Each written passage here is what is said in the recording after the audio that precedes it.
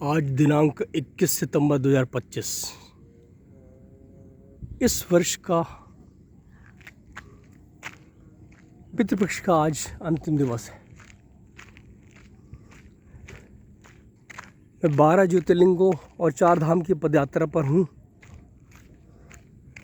6 सितंबर 2023 को मैं नागेश्वर ज्योतिर्लिंग से चला था। तब 6-7 को जन्माष्टमी भी थी। द्वारका पहुंचा था। द्वारका में जन्माष्टमी भी मनाई थी। शिव पुराण के अनुसार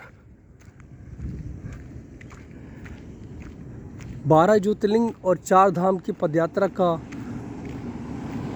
तो नहीं है, हाँ, दर्शन का ये लाभ है कि 100 पीढ़ी ददिहाल और 100 पीढ़ी ननिहाल का तर्पण हो जाता है।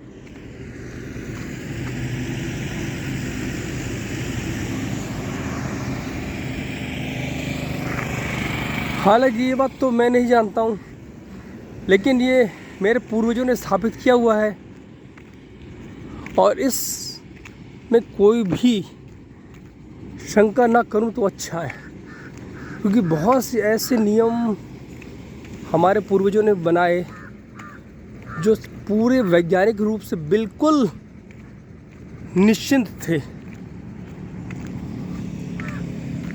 कोरोना में ऐसे बहुत से लोग थे, हम लोग जो कभी हाथ धोते ही नहीं थे।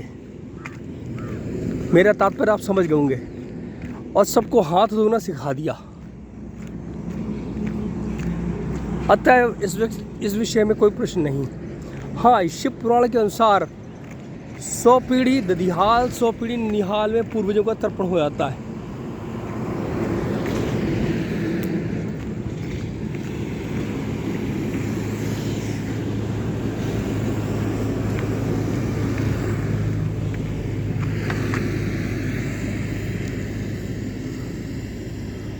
मेरे इस कार्य से तर्पण हो जाएगा।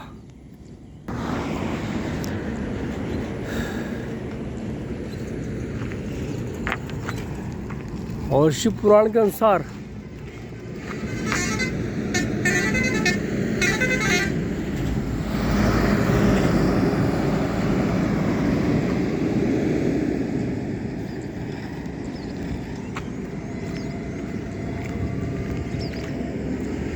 एक वस्त्री अर्थात धोती पहनकर ज्योतिर्लिंगों पे गंगाजल गंगोत्री का चढ़ाना चाहिए और 3 मंत्रों का उच्चारण, जिसमें सर्वप्रथम पंचाक्षरी मंत्र नमः शिवाय का विच्छेदन, नागेंद्र हाराय त्रिलोचनाय भस्मांगरागाय महेश्वराय नित्याय शुद्धाय दिगंबराय तस्मै नकाराय नमः शिवाय, मंदाकिनी सलिल चंदन चर्चिताय नंदीश्वर प्रमथनाथ महेश्वराय, मंदार पुष्प बहुपुष्प सुपूजिताय तस्मै मकाराय नमः शिवाय, शिवाय गौरी वदनाब्ज वृंद सूर्याय दक्षाधर नाशकाय श्री नीलकंठाय वृषध्वजाय तस्मै शिकाराय नमः शिवाय, वशिष्ठ कुंभोद्भव गौतम आर्य मुनीन्द्र देवार्चित शेखराय चंद्रार्क विश्वानर लोचनाय तस्मै वकाराय नमः शिवाय, यज्ञ स्वरूपाय जटाधराय पिनाकहस्ताय सनातनाय दिव्याय देवाय दिगंबराय तस्मै यकाराय नमः शिवाय। ये तो वो पंचाक्षर मंत्र। इसके बाद दूसरा गायत्री मंत्र, ओम भूर्भुवः स्वः तत्सवितुर्वरेण्यं भर्गो देवस्य धीमहि धियो यो नः प्रचोदयात् स्वाहा।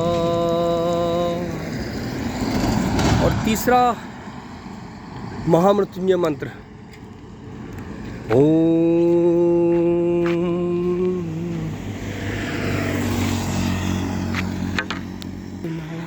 ॐ त्र्यम्बकं यजामहे सुगन्धिं पुष्टिवर्धनम् उर्वारुकमिव बन्धनान् मृत्योर्मुक्षीयमामृतात्। तो जो द्वादश ज्योतिर्लिंग है उनका संपूर्ण विवरण किस आधार पर कहाँ कैसे बने सबका विवरण लिखा हुआ है। तो शिव पुराण का अध्ययन अवश्य करना चाहिए।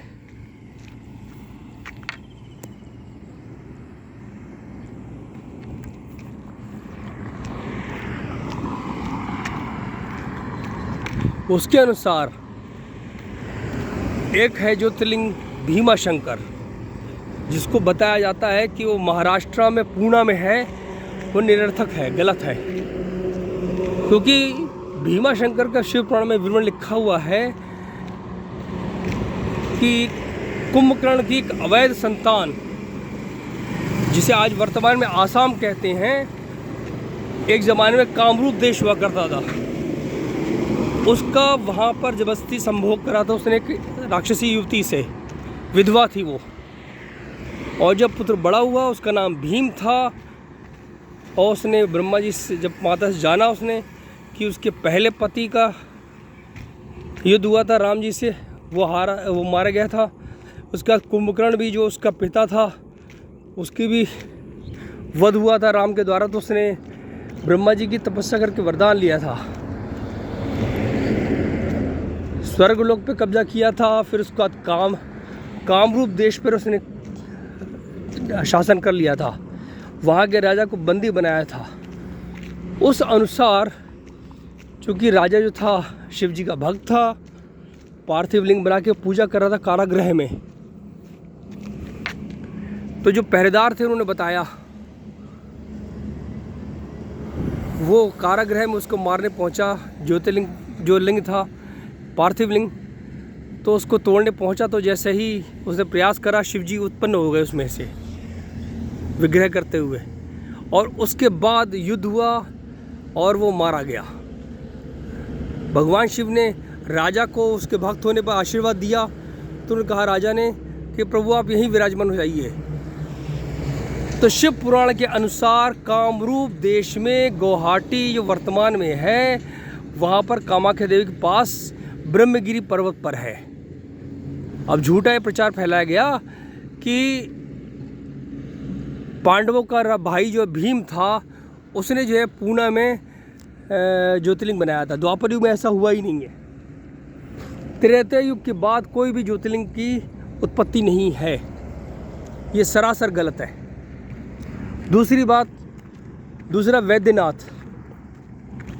जो वर्तमान में वैद्यनाथ है झारखंड में देवघर में है, उसको भी महाराष्ट्र में बताते हैं, वो भी गलत है। रावण जो था उसने कैलाश पर्वत को हिलाया था, फिर शिव जी के वरदान के स्वरूप उसको एक स्फटिक लिंग मिला था, वो लेकर वहाँ से चल रहा था। तो वर्तमान में भी और उस समय त्रेता युग में भी दो ही रास्ते थे कैलाश पर्वत से इधर की तरफ आने के भारत भूमि पर। पहला तो रास्ता जो था उत्तराखंड वाला, और दूसरा रास्ता था सिक्किम से। वर्तमान में आज भी वही दो रास्ते हैं कैलाश पर्वत जाने के। अब चूँकि राजा दशरथ से हारा हुआ था शिव, वो रावण, तो उनका दशरथ जी का शासन जो था वर्तमान के दिल्ली से वर्तमान के पटना तक था। तो रावण ने चूँकि सोचा कि ये वाले क्षेत्र जो छोड़ के इस क्षेत्र में से निकल सकता है, तो वो वहाँ से शिवलिंग लेकर चला कैलाश पर्वत से, सिक्किम के रास्ते आया भारत भूमि पर, और जो वर्तमान में झारखंड कहलाता है इस क्षेत्र में आ गया था। और बाकी तो फिर ये समझ कि उसने वहाँ जो शिवलिंग जो था स्फटिक लिंग एक गौपाल को दे दिया था, गोपाल ने रख के चला गया था, फिर वो स्थापित हो गया तो वो ज्योतिर्लिंग बन गया। तो वहाँ का जो वातावरण था सब बदल गया। जो एक तरीके से शुष्क भूमि थी उसमें बिल्कुल परिवर्तन आ गया। जैसा कि मैंने देखा है महाराष्ट्र में